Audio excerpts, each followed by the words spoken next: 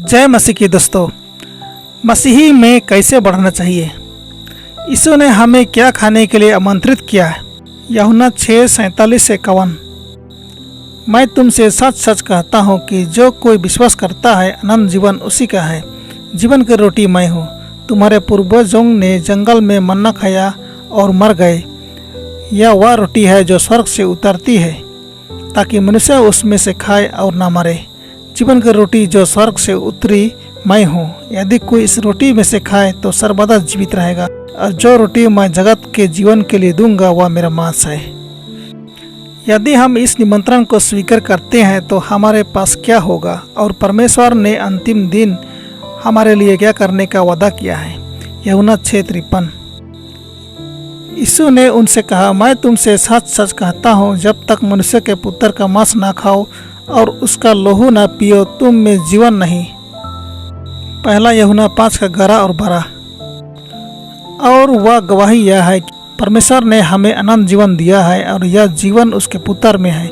जिसके पास पुत्र है उसके पास जीवन है, और जिसके पास परमेश्वर का पुत्र नहीं उसके पास जीवन भी नहीं है। यदि हम इस निमंत्रण को स्वीकार करते हैं तो हमारे पास जीवन होगा, अर्थात अनंत जीवन मिलेगा। हम मसीह को कैसे खा सकते हैं। यूहन्ना 6:63। आत्मा तो जीवनदायक है, शरीर से कुछ लाभ नहीं। जो बातें मैंने तुमसे कही हैं वे आत्मा हैं और जीवन भी है। यीशु के वचन को ग्रहण करने के द्वारा हम मसीह को खा सकते हैं। यीशु ने कहा कि हम किससे जीवित रह सकते हैं। मत्ती 4:4। यीशु ने उत्तर दिया, लिखा है, मनुष्य केवल रोटी ही से नहीं परंतु हर एक वचन से जो परमेश्वर के मुख से निकलता है जीवित रहेगा। परमेश्वर के वचन से जीवित रह सकते हैं। यीशु ने क्या कहा कि उसका भोजन क्या है। यूहन्ना 4:34। यीशु ने उनसे कहा, मेरा भोजन यह है कि अपने भेजने वाले की इच्छा के अनुसार चलूं और उसका काम पूरा करूं। यीशु ने कहा कि उसका भोजन अपने भेजने वाले की अर्थात परमेश्वर की इच्छा के अनुसार चलना और उसका काम पूरा करना है। जैसे शारीरिक जीवन के लिए हवा में सांस लेना आवश्यक है, वैसे ही आध्यात्मिक जीवन के लिए प्रार्थना और ईश्वर के साथ संपर्क रखना आवश्यक है। हनोक के लिए प्रार्थना आत्मा की सांस के समान थी। वह स्वर्ग के वातावरण में रहता था। ईसाइयों के विकास के लिए प्रार्थना इतनी आवश्यक क्यों है। लूक 11:9-13।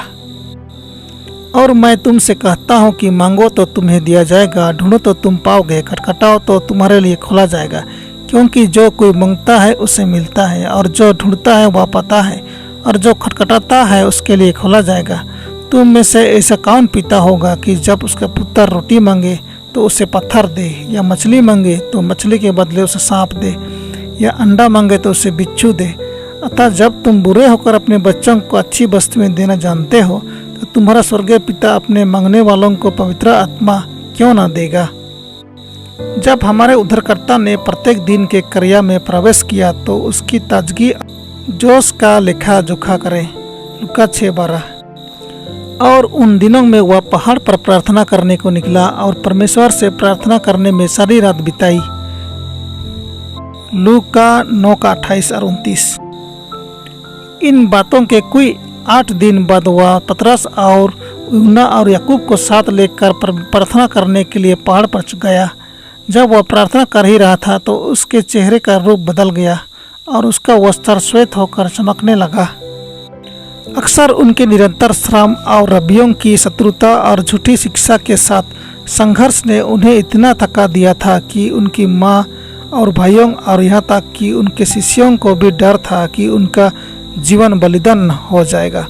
लेकिन जब वह प्रार्थना के घंटों से लौटता था जो परिश्रम दिन को अंत करता था, तो उन्होंने उसके चेहरे पर शांति, ताजगी और जीवन और शक्ति की झलक देख पाते थे जो उसके पूरे अस्तित्व में व्याप्त प्रतीत हो रही थी।